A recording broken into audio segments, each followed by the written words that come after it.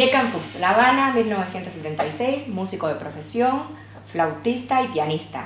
Cuéntanos un poco de tu formación referentemente académica y tu evolución como músico en tu formación. Pues sí, empecé a estudiar música en La Habana, en el método nuestro cubano, en el Conservatorio Alejandro García Caturla, donde hice el nivel elemental, de los 11 a los 15 años más o menos. Luego pasé al nivel medio en la Escuela Nacional de Artes, donde estudian todas las artes de todo el país. Terminando el nivel medio, directamente hice el ingreso a la Universidad de las Artes, igual, el Instituto Superior de Arte, del cual me gradué, como todo el mundo, a los 5 años, pero a la par, en la universidad, empecé a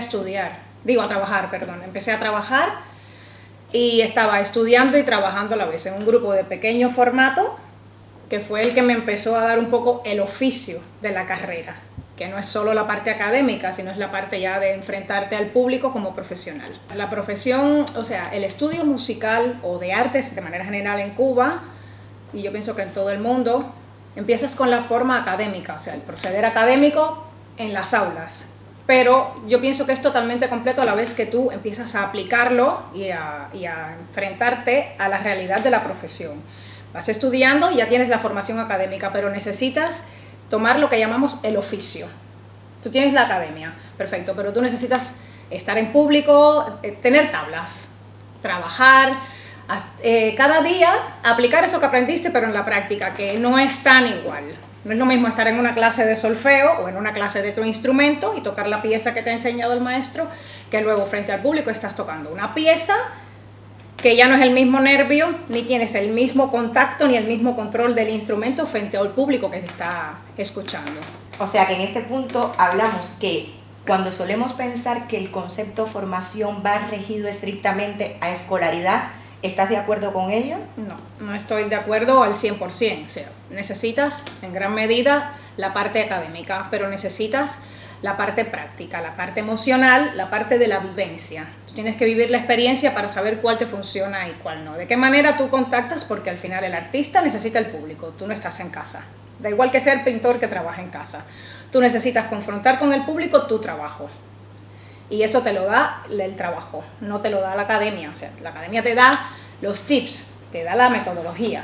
Tú luego te enfrentas al público, que es para lo que tú te preparas, porque tienes que vivirlo. El maestro te dice, levántese, salude al público, pero tienes que hacerlo tú. El niño muchas veces cuando empiezas, que lo primero que hacías, yo recuerdo que en la escuela elemental nos llevaban a tocar. Eso es parte de la formación. Hoy vamos a tocar en tal sitio para el público. Pues el maestro te enseña desde lo que vas a tocar hasta el saludo de entrada y el saludo de salida. Usted tiene que llegar, saludar de tal manera, porque eso es comportamiento escénico. Pero hasta que tú no lo haces, no te das cuenta lo necesario que es. Tú lo ves como, uy, qué vergüenza, voy a saludar. No, hasta que tú no saludas y tienes ese primer contacto visual sin haber tocado el instrumento, tú no te das cuenta de lo que significa público, artista. En tu entorno familiar, ¿cómo se propiciaba esas herramientas, ese hacerte creer en ti como músico, como persona? ¿Cómo se fomentaba eso desde una de las herramientas fundamentales, que es lo que pasa en casa fuera de un aula? Mis padres, desde su desconocimiento de la profesión, pues me exigían estudiar, tal cual. Te enseñan los valores morales de la vida, los correspondientes, pero lo iba captando de los maestros, más que nada, porque mis padres en casa no me lo podían enseñar. Mis padres sí, siempre se rigieron mucho por lo que me decían mis maestros. Por suerte tuve muy, muy buenos maestros que no solo eran maestros académicos, eran maestros de profesión. Y luego el primer trabajo, que me duró muchísimo tiempo haciéndolo, también me ayudó muchísimo en lo que es el oficio, en el sentirte un artista encima del escenario. El que aprende viviendo, ejecutando. Tú actualmente te dedicas al magisterio, o sea, además de las herramientas que llevas en un programa de formación, ¿qué aportas tú a la hora de pararte frente a un grupo a formarlos de cara a que sean músicos? Es un poco quizás complicado. Yo lo primero que procuro formar, además de músicos, son buenas personas. Yo procuro formar seres humanos, independientemente de que después no sean músicos, no importa. Yo les enseño el valor de la música, apreciar la buena música. A la hora de enseñarles el instrumento, pues la mejor manera de querer o propiciarse ellos mismos cómo dominar el instrumento, hacerlos parte de sí, pero sobre todo porque muchas veces el niño no va a ser músico. Lo enseñas, pero sobre todo de que aprendan el valor de la música, es a valorar o a escuchar una buena música y que les valga para la vida, para ser unos buenos seres humanos.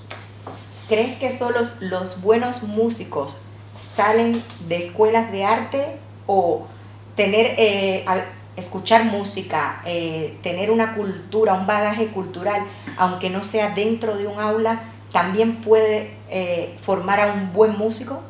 Sí, yo pienso que hay muy buenos músicos que no han ido a la academia, que no son de academia. Hay muy buenos músicos que tienen eso natural, que nacen con ello. Quizás igual ya sabiendo su potencial se preparan un poco académicamente, pero tienen más del 90% de lo que necesitan para ser un buen músico. Lo que sí necesita un buen músico es estudiar, uno solo.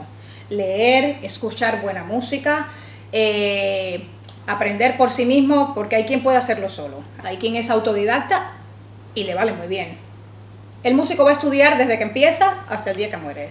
Para ser músico es una carrera que no termina nunca, vas a estar estudiando siempre. Si no estudias, pierdes las habilidades. Si pasas unos días sin tocar, unos meses, pues cuando vuelves a tocar te das cuenta que has perdido una habilidad X, pues tienes que volverla a retomar. El músico tiene que estudiar toda la vida. En tu vida profesional, ¿tienes algún momento que te haya marcado que dices, académicamente he estado bien preparada, pero después me han faltado herramientas para enfrentar la vida en sí misma? Sí. El momento del paso del nivel medio al nivel superior, quizás, a lo mejor yo me creí que sí, que las tenía. Cuando me empecé a enfrentar con la vida profesional, me di cuenta que necesitaba mucho más académicamente y mucho más en el oficio. Claro, se lo vas ganando con el tiempo. Eso no es una cosa que ya mañana la puedes tener. Necesitas un proceso evolutivo, necesitas evolucionar profesionalmente y es ahí el momento en el que no te puedes detener. Tienes que seguir estudiando, no ponerte un techo y seguirte superando todo el tiempo, cada día. Es una profesión muy competitiva y además vienes de un país donde hay muchísimo talento. ¿Cómo crees que debe enfrentarse un ser humano a esa competitividad? Yo creo que lo primero es con humildad. No creerte nunca superior que los demás, no creerte que los demás no te pueden alcanzar, pensando en que eres el bueno o muy bueno o el mejor. Yo pienso que ese valor humano de humildad es muy importante.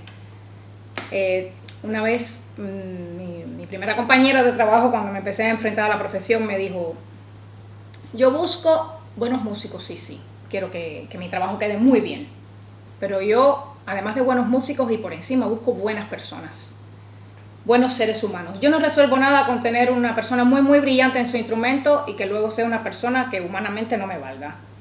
Pues yo pienso que hay que ser muy buen ser humano y en la medida de que tú seas muy buen ser humano y te consideres a ti, por supuesto, uno tiene que valorarse también, ¿no? Eso te va a valer para no sentirte superior, para que esa competitividad no sea lo que rija tu vida. Siempre va a haber gente que sea tan buena como tú y mejor que tú también. Y además en este mundo nadie es imprescindible. Todo el mundo es muy necesario, pero nadie es imprescindible. Si tú no estás, va a venir otro que lo va a hacer. También, mejor, pero va a venir otro que lo va a hacer. Primero hay que prepararse para la vida, independientemente de lo que quieras hacer. Prepararse mucho para la vida. Que sepas lo que quieres hacer. Músico, médico, doctor, cineasta, lo que quieras hacer, hacerlo bien. Y eso es lo que yo procuro enseñar a los niños. Hay que hacer lo que quieras, pero hacerlo bien. No vale de nada que estudies una carrera que ni te guste y encima no vas a hacer bien. Y que te guste, porque si no te gusta, tampoco vas a valer de nada. Hay que tener amor por tu profesión, independientemente de cuál sea esta. Tener amor y saber entregarte a ella. Y si la profesión Y si de tu profesión dependen otras personas, como es el magisterio, pues más aún. ¿Son igual de receptivos todos los alumnos, da igual con 4, 18 o 60 años? ¿Y qué depende para que sientas que están entendiendo lo que transmites como...? En todas las edades la receptividad no es la misma. Dependiendo de la edad, por ejemplo, los niños de 4 años. Los niños de 4 años van a música porque el papá lo lleva. De manera general, hay muchos que sí te das cuenta que desde pequeñitos están muy motivados por la música, y es ahí donde uno tiene que jugar la astucia. Tú tienes que motivar al niño que ves un poquitico más apartado o más apático. Ahí tienes que buscar una actividad que al niño le llame la atención. Una música, un instrumento. Ahí tienes que ser muy observador como profesor. Cuando te enfrentas a una clase de 15 niños de 4 años, tienes que mirar uno por uno. Siempre está el que desde el principio sí, yo quiero, pero luego te encuentras el que más o menos le da igual. Tienes que buscar la manera de motivarlo, que por lo general sí logras motivarlos a todos, de una manera o de otra, con movimientos, con ejercicios, con un instrumento, con una explicación gráfica en la pizarra, siempre. Ya luego cuando son un poquito más crecidos, que tienen preadolescentes, adolescentes, ya vienen un poquito más motivados porque es decisión propia. Entonces ahí ya tú les vas enseñando de una manera más interactiva cómo hacer la música, cómo interpretar o procurar dominar un instrumento. Y luego ya cuando son adultos, sí es más fácil la parte que haces dinámicamente, porque él viene totalmente voluntario y totalmente entusiasmado a aprender un instrumento. Y ahí viene a jugar la manera de enseñarle y de hacerle entender que al ser tan adulto es un poquito más trabajoso el camino, porque el reflejo no es de la misma manera que un niño de 10 años. Viendo que te nutres constantemente de conocimientos y de herramientas, si tuvieras que definir la palabra formación, ¿qué sería para ti? Formación es muy amplia. No es solo en la escuela. Formación es la vida. Empieza en casa con los valores que te van a enseñar los padres.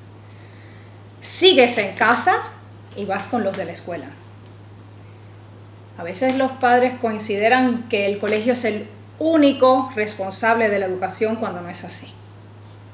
Y leí de una persona muy interesante, muy inteligente, que dijo que en el colegio te enseñamos mates, lenguas, geografía, historia. En casa te educamos. Usted tiene que llegar al colegio con los buenos días, las buenas tardes y las muchas gracias aprendido, el por favor. Y el colegio te enseña todo lo demás. Que el colegio coopera, es verdad. Yo a mis alumnos le digo, por favor, muchas gracias, buenos días, buenas tardes. Y luego la vida. Vas por la vida enfrentando diferentes situaciones. Y de todas vamos a aprender. Eso también es un colegio. Positivas, negativas. De las negativas tienes que sacar lo que no repetirías o hacia dónde no te encaminarías. Y de las positivas, pues todo lo que te nutra como ser humano, porque no solo eres profesión, eres un ser humano al final. ¿Sientes que haber nacido en un lugar culturalmente tan potente, ya venías con algo añadido? No es independiente al lugar donde nazcas. Si naces en Finlandia no es igual. Eso es... geográficamente influye, la geografía influye. Luego la idiosincrasia también.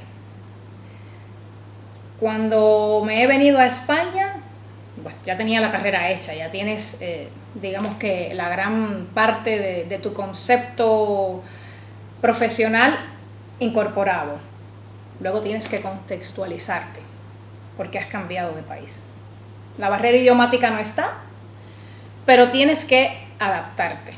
El propio hecho de que no está la barrera idiomática, pero no hablamos exactamente igual, influye. Cuando yo voy al colegio con mis niños, yo tengo que adaptarme al lenguaje de mis niños, porque yo he llegado a su mundo, con lo cual ya yo tengo que hablar de otra manera, con lo cual yo me tengo que informar y alimentar de cómo funciona la otra geografía, aunque tengas la mayor parte incorporada, pero tienes que incorporar muchos elementos que son externos hasta ese momento y hacerlos tuyos.